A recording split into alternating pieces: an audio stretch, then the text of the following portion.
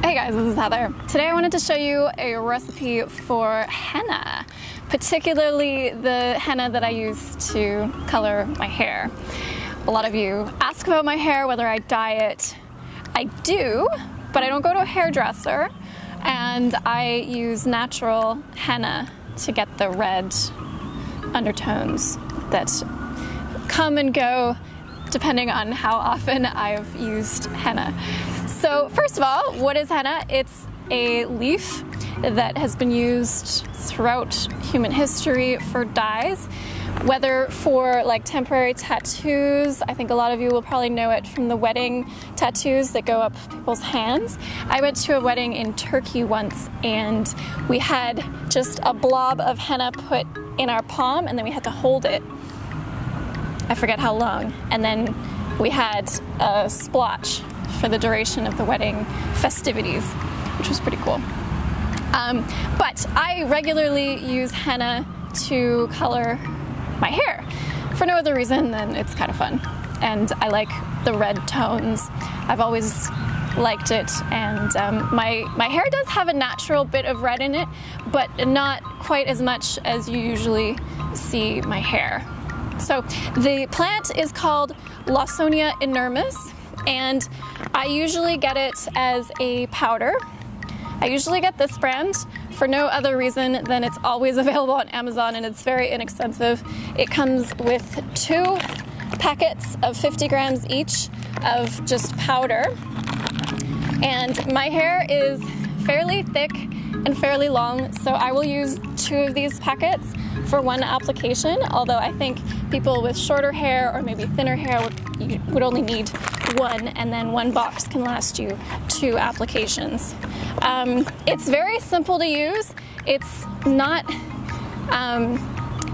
difficult, and it doesn't give as extreme color as like a chemical dye, so when you're applying it you don't have to be quite as careful. But I think a lot of people get put off trying henna because they think it's complicated, but it's totally not.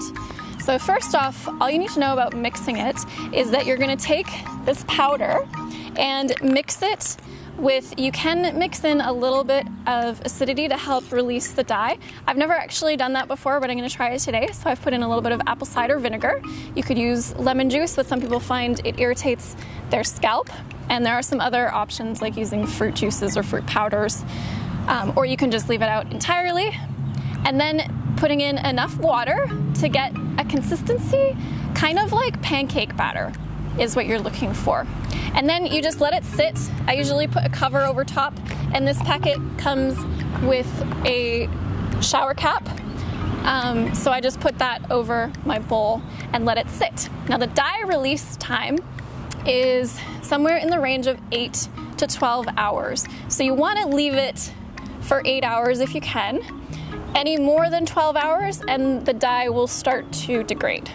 So that's kind of the optimal time, is to leave it sit for 8 hours, put it in your hair, let it do its thing, and then wash it out.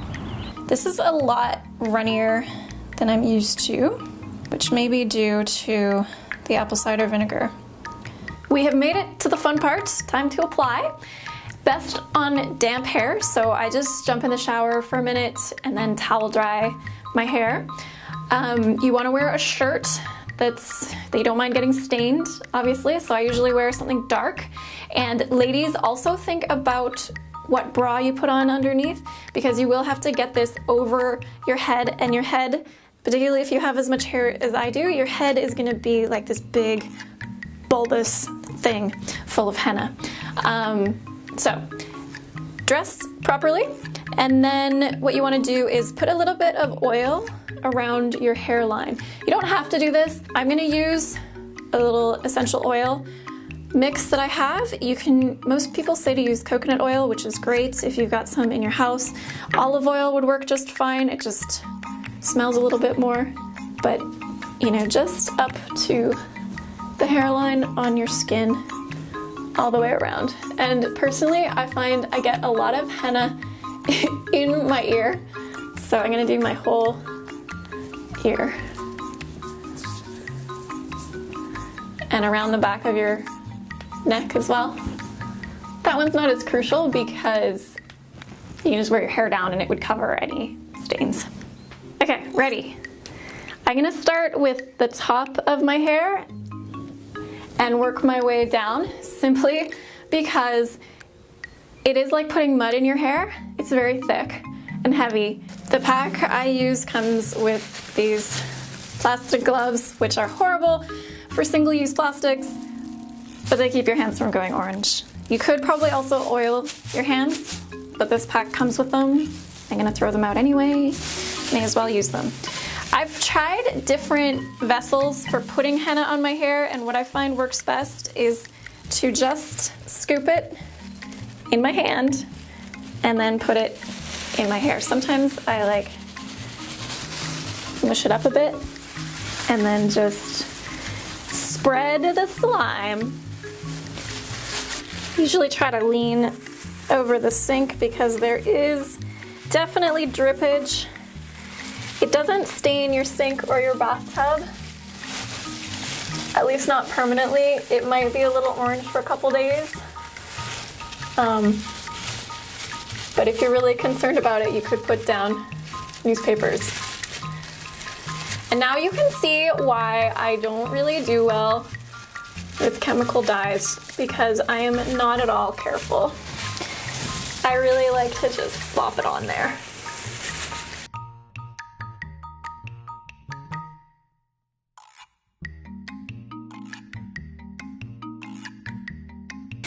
Okay, now the fun part is we're gonna set it so that we can sit with this for a few hours. I try to do a bun as close to the top of my head as possible because you have to sit with this heavy hair full of henna for, I usually do a few hours.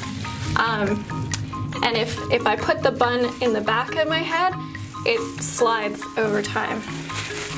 So that looks pretty good.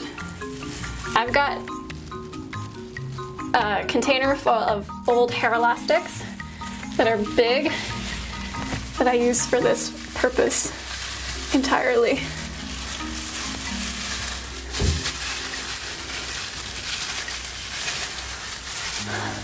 So I definitely need to wash my forehead off here because I've gotten very hennaed.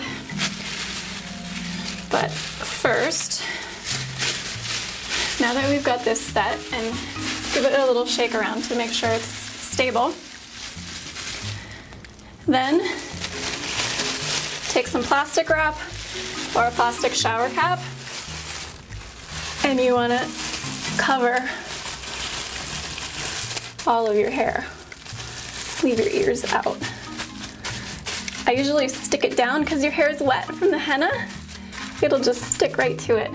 And then you're looking super styling for a night of girl time with yourself.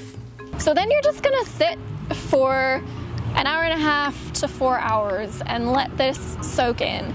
The longer you leave it, the more red it will become. So if you don't want it to be too extreme, then go at the shorter end of the scale. And there are different shades that you can do with your henna. So what I get is just the pure henna and the Lawsonia inermis type of henna. There is also cassia henna, which is just neutral.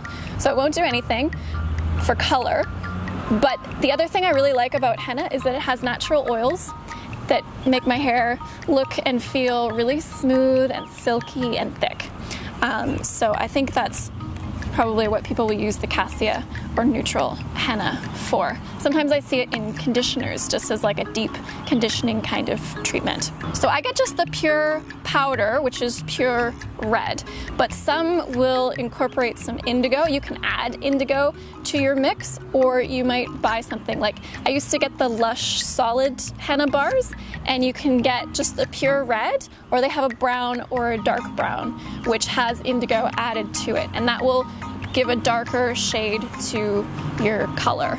I've also tried a liquid henna and it did nothing. I think that it was maybe the cassia henna and was maybe just as a conditioner or maybe like a carrier for some other color, But anyway, it did nothing. We tried to return it, my friend and I, and we had the worst time. Anyway. All right, when you've held out as long as you can and you're ready to rinse this out, it does take a while because it's really thick and it's really in there. And hopefully it hasn't dried out. That's kind of what the plastic is for. You don't want it to dry out before you rinse it out. So it takes a while. Your bathtub may be a little bit orange, but it doesn't stain it or anything. And you want to use some kind of conditioner to smooth it out. But if you want full effect of the dye, don't use shampoo yet. Wait like 48 hours to shampoo it because the oils will still be in your hair working a little bit. All rinsed out, you can see it's looking more red, and I didn't do too bad a job keeping my skin from getting dyed as well. So there are still some oils, henna oils, in my hair, so it doesn't dry fully until those are fully washed out.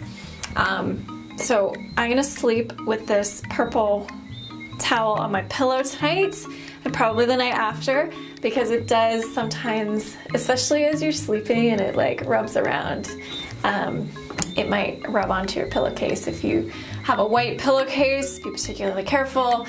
My pillowcase is brown actually, but I just don't like it getting wet. And henna does smell a bit, so your hair is gonna smell a little henna-y for maybe a day or two, but it wears off. Like everything else, it just gradually kind of washes away. So here is my finished product, a nice vibrant red for at least a few weeks, and then it'll fade kind of into my natural color. So this isn't a huge change for me because I'm naturally brown auburn hair.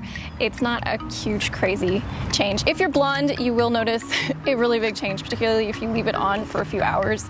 I didn't notice a huge change from what I usually see by using the apple cider vinegar, so I don't know if I'll bother with that again. If any of you have tried various acids or fruit powders and had different results, let me know if I should try something else or just keep going as per usual. I am by no means an expert, but I hope you found this tutorial helpful. If anybody else out there is using henna or wants to try it and still has questions, let me know in the comments down below. Be sure to subscribe. We'll get back to the regularly scheduled recipes, nutrition tips, and just vegan goodness next week. We'll talk then. Bye guys.